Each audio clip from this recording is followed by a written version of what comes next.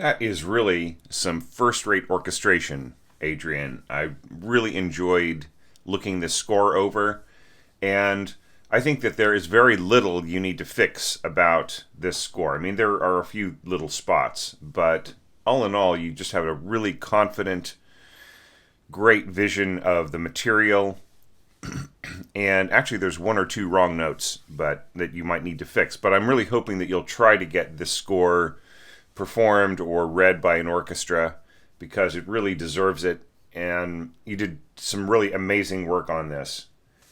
You have to excuse my sort of clogged throat because I'm starting this evaluation fairly early in the morning.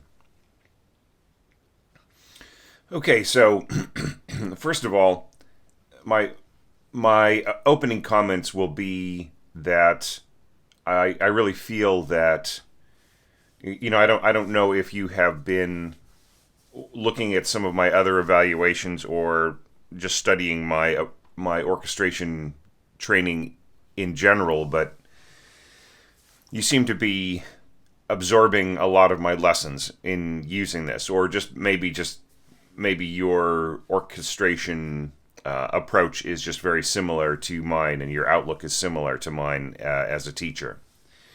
But one way or another, congratulations! It's very well done, and nicely balanced textures and really great little moments in here. So let's start off at the beginning, and the start is just nicely, very, very nicely orchestrated. Really good balance right in here, just really keeping everything in the background and bringing out different elements. Now, notice everybody how, despite the fact that the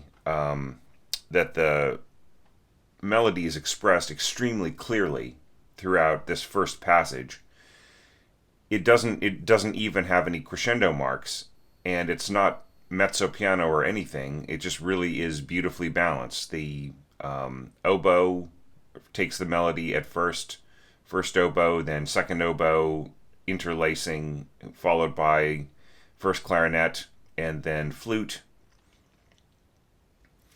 and so on, and piccolo right at the end. This score is transposed from the original key of B into C. So there are one or two little errors, I think.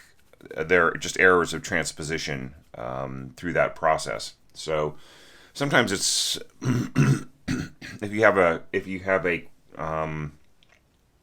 harmonically complex score, sometimes it's best to just score everything in the original key, make sure that you got all the pitches right, and then just bring it up a half step. So, but the basic point I wanted to make is that Adrian didn't find it necessary to bring out the melody by scoring it mezzo piano, right? In fact, he really avoids mezzo dynamics except for when he just wants things slightly hotter, right, as a contrast, or just for, following Lili's original dynamics here and there. But really not necessarily sitting on a solo at mezzo forte or mezzo piano, which is really important, okay? So that means that you probably noticed, I mean, did everybody notice, even with the mock-up, that the colors of the instruments were a lot clearer and a lot more individual, and they didn't kind of have a grayish quality or a kind of a humdrum quality to them. That comes from avoiding mezzo dynamics wherever possible. All right, so that was one thing that it's just from the start. You're setting things from the start. Now, there are a lot of really cool moments in here. Do you notice that while the niente, like niente crescendo or diminuendo, is not used, we still have this very completely acceptable triple P crescendo right in here of flute and bass clarinet, and that is a very natural range of dynamic to cover, and should be possible for any instrument, but particularly flute and clarinet. They really are capable of going down to almost nothing, especially flute in its lower register, and of course any clarinet family member, in this case the bass clarinet. And the little touches of harp are just, the sound, the texture is so beautifully balanced here that the harp just plays through clearly and does not need to be exaggerated in dynamic, right? So it's just really a beautiful example of balance right in here. And notice, like, the music is what expresses the emotional arc here. In fact, there's like no crescendo at all, right? Now, it's a little distracting to me to see all of these blank bars, and I think that there is, like in concert music, like where you're transcribing, you're adapting music from a certain period. I feel that it just becomes a bit of a distraction. It's maybe that's just a little stylistic thing, but I just feel it's easier to read when you know what is blank. Like, for instance, if you have a bar where there is something like this, where you have a trill at the beginning, or you have a single note at the beginning, and then you have this blank gap. It's if the eye is like reading really clear, really quickly. There's a risk that, like, what is at the beginning of this bar will just be kind of disappear. Like, how when you're looking at a series of like a grid of black lines, and at the center of each cross in that grid, you might see little white dots appear, right? So I feel that there is a similar issue with leaving rests off of scores, is that, like, the blind spot of people's vision may actually just cut out little details, unless it's really clearer what is a whole rest, what is a bar rest, and what isn't. The problem that I see, the biggest one, is right here, right? Here, I would say, even if you absolutely must hang on to this approach of blank bars instead of bar rests, it is almost meaningless, like, to put in the damping mark over this bar being blank, right? It makes more sense if this bar is a rest, like actually a quantity of silence that is measured when you are applying this mark. And what's more, if you really want this this arpeggio up to this note, and you want it to be smooth and everything like that, I would say, and then you want it to be cut off in the next bar so that all you hear are these pitches, then I would say just move the end point of your slur back to here, right? Because that makes more sense. So you have this big, glorious, well, it's not that glorious. You have this beautiful little slurred group of notes, and then if the slur ends here and you just play this, that is as much as to tell the harpist to cut off right here, right? So this sign right here is usually something that the harpists add themselves, right? They will know, right, that they should be applying some kind of damping when they do an arpeggio or a glissando in the bar before, and then going to the next bar, which has a different different chord, a different tonality. All right. So you're being really helpful here, but the harpist probably knows that they need to do that anyways, right? So I would just make sure that you moved the end of the slur to the end of this arpeggio, and then really made sure that there is a bar rest right here. just to have it, give it more meaning. Okay, well, we've kind of skipped ahead. So let's make sure that we talk about this second phrase right in here. All right, ba-da-da-da-dum, ba-da-da-dum. And you redeem yourself by having a strong, like you state the actual melody in a nice strong way. Da-da-da-da-dum. Okay, there could also be, that also could be operating inside this octave as well. You could make this into octaves as well. And just alter some of this. But, just to, once again, the F sharp, or in this case G, at the top of the bar is not a melody note, it is a harmony note, right? If you look at the original piano score, you can see that the number of the number of the voice, the voice that is being expressed there is the internal voice, right, rather than the external one.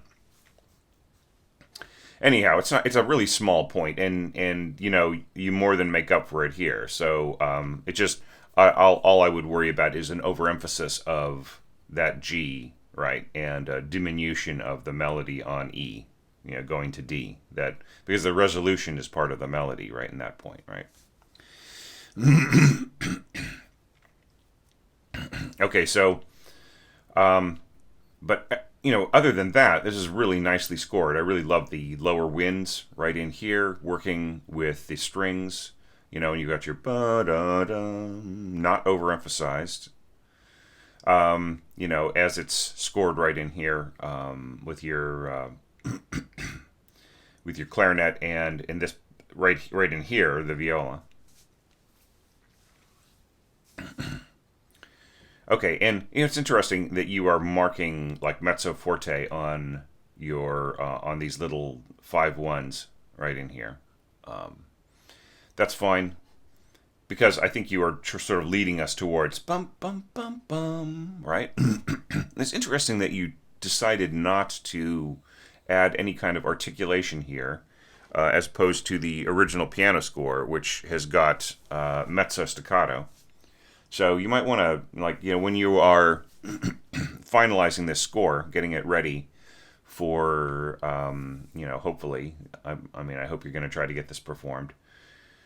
You might want to add some staccato, some mezzo staccato, something like that. Here you do this interesting thing where you've got tenuto staccato and slurs in the strings, right? So just to really make sure, because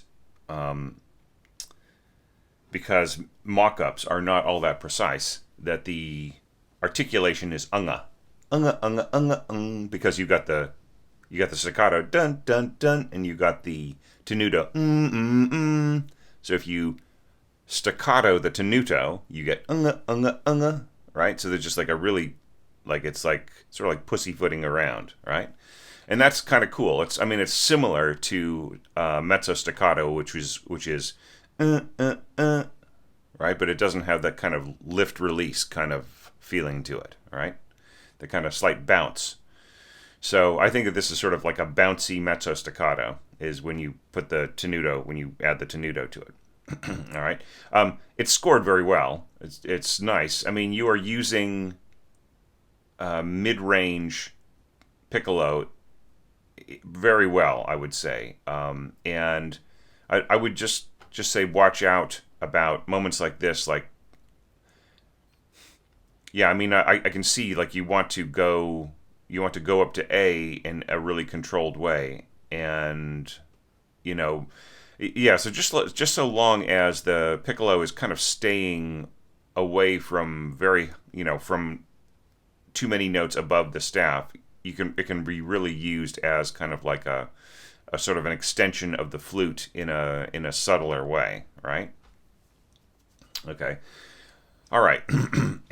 So, yeah, nice call and response, okay? And it's interesting that you're doing like the lower and then upper, right? So you're stating this oboes, English horn, bassoon, and strings in the same octave, and then you are jumping to here, just basically stating everything an octave higher, but with clarinets like kind of filling in here along with flutes and piccolo, and just sort of covering the more or less the same pitches in the strings.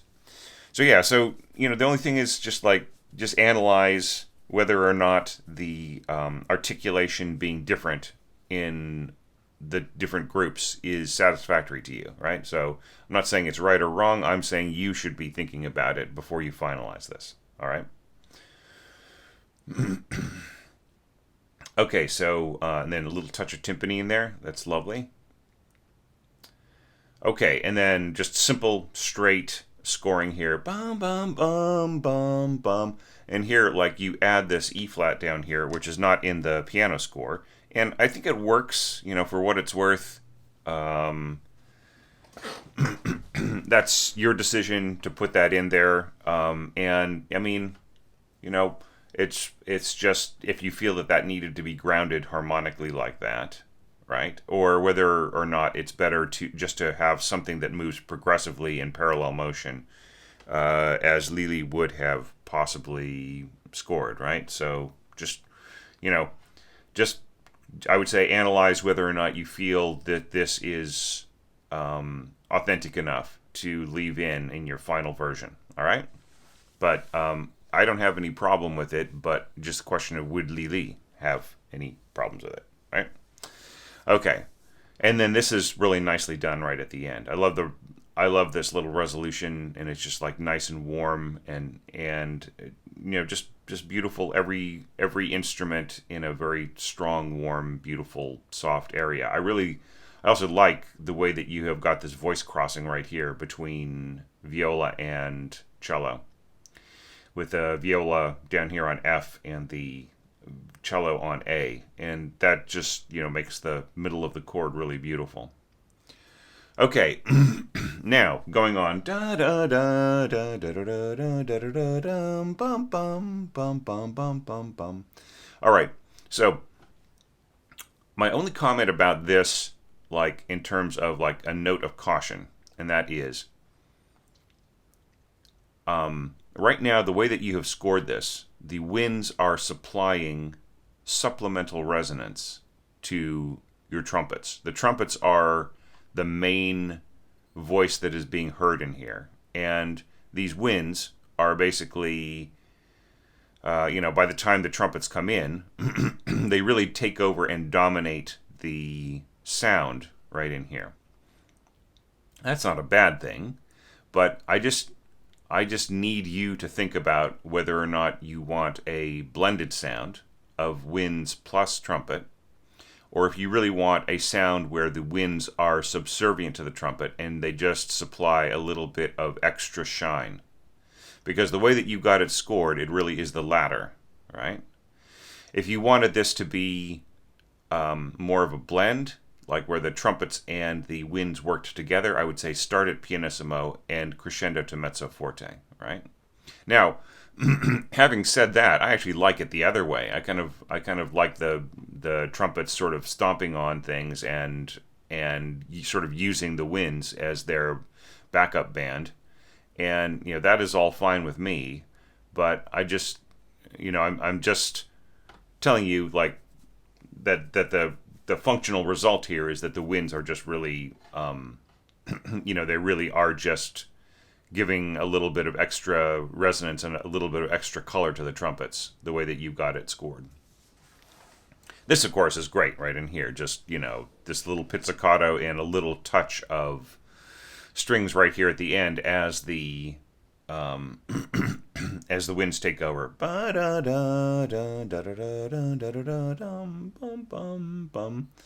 then right in here, the strings taking over. And then dun dun dun dun. Right, so that's so that all works. Okay, really, really nice contrast. And then we've got our ba da da da da da da da bum. And I'm just checking the original here. Yeah, exactly. So you're using Lili's dynamics right in here. And I always felt that this is a little scalloped, like that. Like that's not the way I scored it, but I feel that it's sort of like da da da da da da da da, right? So almost as if she wanted the pianist to go up to piano here, and then mezzo forte up to piano, right? So it's just like a little bit of a lift and drop and lift again. So here, adding the rest of the brass, just and then the flute on top. So interesting phenomenon. I do have a tip about how the flutes get absorbed into the sound of strings in certain combinations. And the same thing is true, I think, with trumpets and flutes, right? Playing in octaves. That the body of tone of the trumpet, which sits about an octave between 1 and 2 octaves above the trumpet, can really just sit right on top of the flute part and just absorb it into its own resonance, and especially like piccolo being played low, right? So once again, I mean, if you really wanted these notes to stand out, you would have to adjust the dynamics so that the flute parts were louder, because as they are now, they really are just going to add a little bit of shine to the tone. So, that is just my, in the end, that is my analysis of this, is that it's scored very well if that's what you intend to do. But if you actually intended the winds to have a more prominent role right in here, then you really do need to adjust the dynamic of your brass downwards by 1 degree. And then everything will fall into place in a balanced way. But then, I mean, you lose the brightness and the brashness of your brass section, all right? So it's all just a trade-off. And then, of course, this is really lovely right in here. Just a little resolution with winds and strings. Absolutely no problem there. Yeah, and then you have a caesura. So, you have to ask yourself, da da da da da da da da bum da boom da da da da, right? So do you want that, or do you maybe just, rather than such a big, just enormous division between the end of this note and the beginning of this note, maybe what you want here is a pausa, not a caesura, right? So maybe what you want is like a big comma in all of these parts, rather than a complete cessation of sound. Maybe what you need is a placed note. Do you know what I mean? It's almost as if the conductor is picking up beat number 3 and like gently lifting it like a waiter, or the most competent of butlers, and placing it on a higher shelf, right? So that's just that same, and you actually can see that in the way that the baton goes up to the position of hitting 1, right? So there's just like, you really, this is why some people call it placing the beat, because like the conductor is really placing, like picking the note up and then putting it down onto the next place, right? So I feel that might be what is needed here, rather than just completely stopping the music for an effect and then going into the next bar, right? Because it seems a little, I don't want to say obvious, but it just, it almost like is calling attention to itself, because it is, it's really an underlined kind of an effect. Okay, now we're coming back to our restatement. Da da da dum, ba da da da dum. And this is all lovely, like the flutes and the oboes working together in octaves. You're trading off, and you're back to your tremolo in your strings, and just like, and little responses in clarinet. That's really nicely done, and just a touch of timpani. So just really excellent scoring. And the same strategies pretty much continue as you go on. Once again, kind of using piccolo, but keeping it from going too high. So, so I really did complain about piccolo in some other scores, about just, people taking it up to F sharp and even G sharp if they trilled on an F sharp. and just trying to be aware that that the upper range of the piccolo has a kind of a hard, kind of edgy quality, but right here in its middle range, it is beautifully, hauntingly sensitive. It just has to be used very judiciously, right? And so far, that's what I'm seeing here, right? So this would be one to study for people who were wondering how piccolo could be brought into it in a kind of a non-damaging way. I was thinking non-toxic, kind of like crayons, but like in a way that doesn't make the resonance too harsh, right? So I would say that this would be the way to do it, right? And lots of fives and ones from the timpani. That's all good because you're just making them really subtle, right? I mean, a lot of this could just be done by pizzicato because you're not asking the basses to do anything, but it has that nice quality to it. Okay. All right, so now we are getting to this section right in here. And it's just beautifully, it's masterfully orchestrated, I would have to say. Okay. So I'm going to mention this. I'm going to jump ahead and talk about this right here. But I will go back and discuss everything. But I'm just afraid that I'm going to forget to talk about this right in here. Okay, so this really sticks out like a sore thumb. It really isn't part of the. It isn't really part of the harmony. Really, it's. It's like you can just really hear that F just kind of sitting in there. So I don't know what this was. Maybe this was just an accident. Maybe or maybe it was something carried over from a previous horn part. But it's just, it just really distracts. You just sort of hear that F going,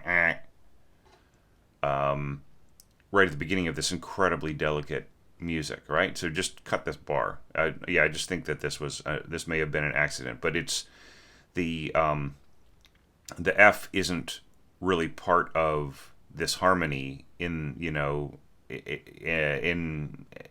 certainly not in the context that you are just dropping it in right there. Okay, so that may be a mistake. I don't know. Okay, so overall comments about this, you can see that. I mean, there are some similarities to mine. I didn't have a huge brass section. I just used like horns, and I took a similar tack, which was to have the horns like first start with like a single voice, and then just add more and more and get bigger and bigger. This is different though because you're starting with trumpet octaves, and then you have octaves that are harmonized, right? And then you have just like triadic harmony right in here. And as this develops, you are adding more and more voices with other instruments, right? So starting off, it's just trumpets in octaves with like a little harmonized note inside, and then here we've got piccolo on top, right? And this will come through. This will not get absorbed by the trumpet as you are kind of pushing into the high register a little. All right. Then here we have got even more weight on the melody. We've got trombone from below. We've got clarinet above, and also some oboe, right? And okay, so here's where there was a wrong note in here, and I think it's right here. But anyways, check the melody. There's one of these jumps down is just not far enough, right? I'm just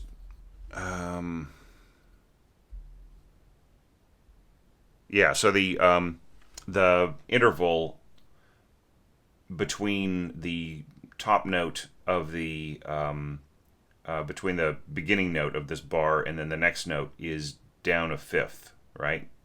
So there might be some error right in here that you weren't intending, right? Yeah, so that should have been that should be C as the top note of this chord, right, rather than F, and that kind of makes sense because like if you look at the voicings here, right, it's all octaves with a harmony note in the middle, so that would make sense, to have a C octave with the A flat, right? So I hope that I constructively caught that, and this wasn't like a maybe an error or something. But if it was just a personal choice, that's fine. But just be aware that that choice is like interfering with the natural curve of the melody, right? So let's assume that Lili's piano music becomes extremely important and popular, and she takes her place alongside Ravel and Debussy as a great composer, just in much better known to the average classical music listener and musician, right?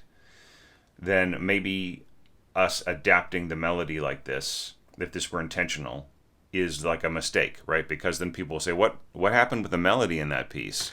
I'm quite sure that there was a wrong note, and that'll distract the listener enough to where it interferes with their experience of your piece, right? Or your score, I should say, not your piece.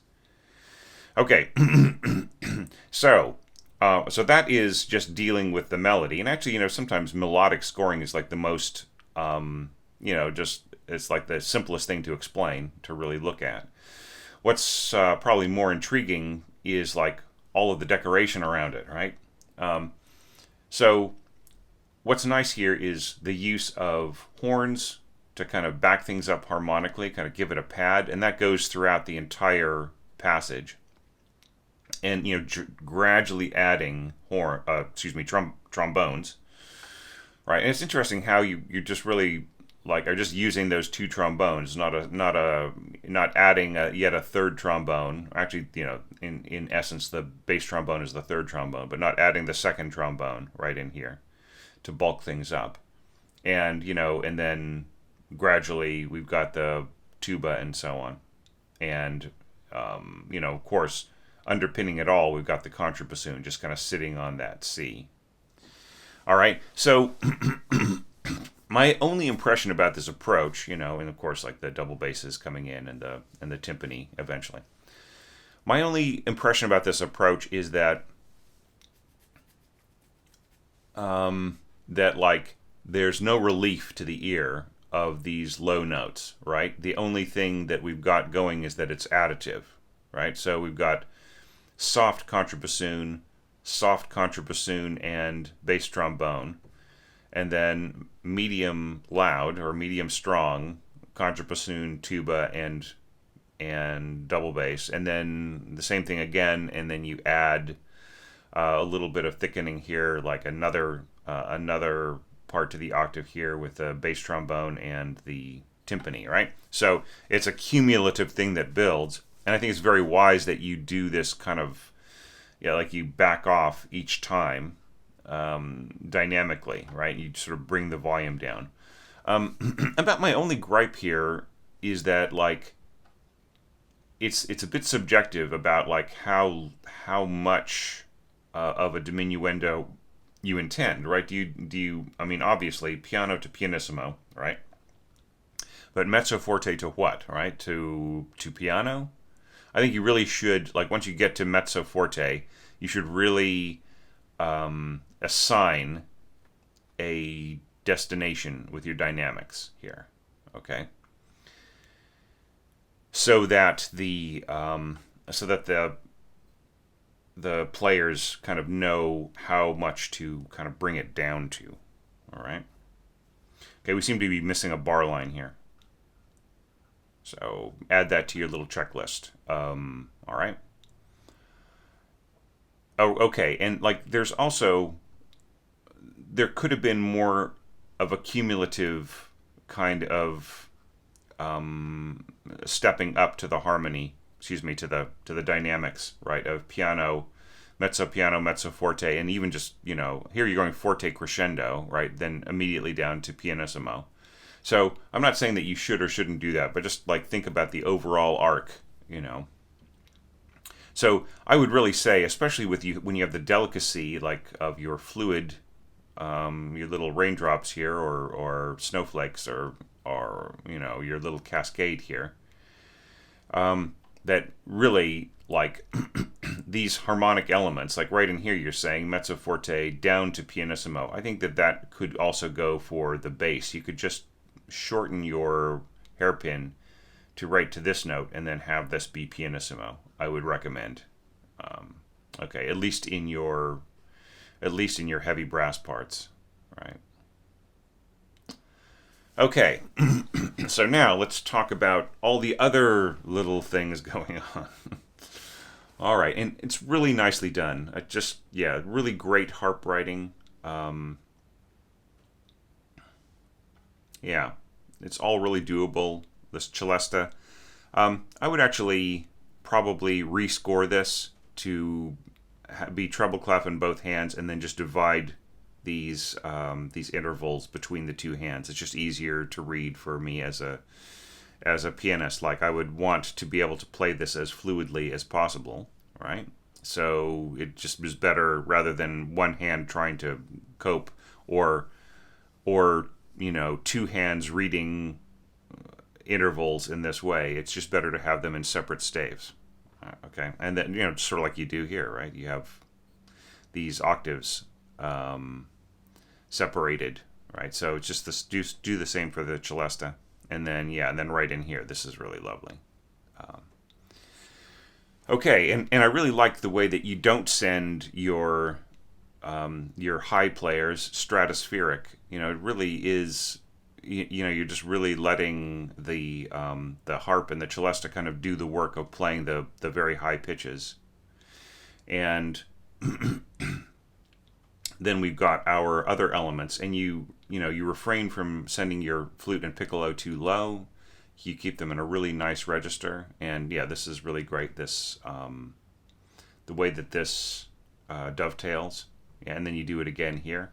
That's really, really nice. And then of course dropping through bass clarinet and bassoons, and and you sort of keep the bassoon at just first bassoon to kind of keep it moderated. Just checking one little thing. Yeah, so yeah, and it's interesting that you really want some emphasis here. Like, you add emphasis of the tenuto mark right here at the beginning. Yeah, I mean, so that all works pretty well. Now, I don't know if this drop, like this drop here in tempo feels a little sudden. I mean, I'm wondering if you can ease into it with a ritardando or a rallentando, right? Okay. Yeah, but I mean, it's all pretty well scored. All of that, those little cascading motives are really nicely done. Just like using winds that have kind of a cooler sound for the most part. Like here, you bring in oboe, which is all right, but it really is mainly like flutes and clarinets, and I think that gives it just kind of that kind of snowy feel. Okay, and then we end with our ending very slow. Bum bum bum bum bum. Yeah, now here I think mezzo forte might be a little too loud. Like, the average clarinet player in this kind of wash is going to really stick out, right? So I think you can just go back down to piano, right? And it will stand out beautifully with everything else just going down to pianissimo, right? Okay, and then you've got this, double glissando and kind of Holst-like celesta. Okay, so I'm just checking one thing here on my keyboard. All right, yeah. Okay, so that all works. And yeah, and then just very soft flute and piccolo in octaves. Yeah, this is just really nicely done. My only problem here is I think that you may have sort of hit the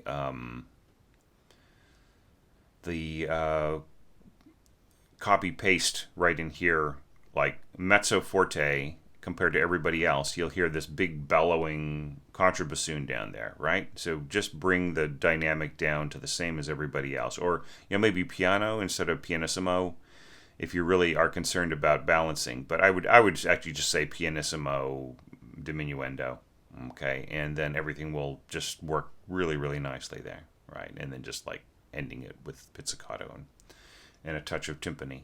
Yeah. So I mean, a really great score. I mean, I think that like just to reiterate a third time, I think that you should try to get this read or performed. I think it's just really quality work. And, think about all those finalizing steps that I suggested. Take it or leave it. It doesn't really matter. Just to kind of, and just take the opportunity to say something else here at the beginning of my evaluations of dotted brev / longa evaluations. And that is like, I mean, especially when working with a very experienced orchestrator, you do not have to take anything I say as, the final word on anything. Because if I were to sit down, like say that I was your orchestration coach and we decided to have 4 lessons covering this piece, we might just really think over, together, think over every passage and just and analyze, how, whether or not certain approaches were good. Like, for instance, like, do you really want to have different, different slurring in your winds like this? Do you really need that, the emphasis of that tenuto at the beginning? There's so many fine points that we could discuss. But it is totally not, it's totally not personal. It's about the work, right? It's not about how good you are as an orchestrator. It's about getting control of what you want to do and what you want to say, and making your score as good as it possibly can, so that, maybe like if this is professional work, you could get paid for it, or, it could get performed or recorded, right? And that is like the main thing that I do as an orchestration coach, like professionally, like sitting down with people and working through their scores. So there's absolutely no need to take issue with anything I'm saying. Like in the early days, occasionally I would get, somebody would send me a really long message saying, explaining why they did this and why they did that, and, and questioning whether my advice was good, right? And that's totally not necessary. Just, just take it or leave it, and, use what's good, what makes sense to you. And I would never force on my advice on anyone, or just really kind of like dig in my heels and tell the person that it was, my way or the highway. That's just totally not my style. So, anyways, thank you so much, Adrian, for your excellent entry here. It's a really great way, very auspicious way to start off the dotted brev longa scores, which I'm going to be really hitting hard this week. And it's really great to see another orchestrator working at this level, and just really putting a lot of thought and just a lot of craft into this piece. And yeah, I mean, I think that Lili would have really liked this. So thanks for supporting on Patreon, for supporting the channel. It really makes a difference. And thanks for your great entry. And I hope that this evaluation gets a lot of views.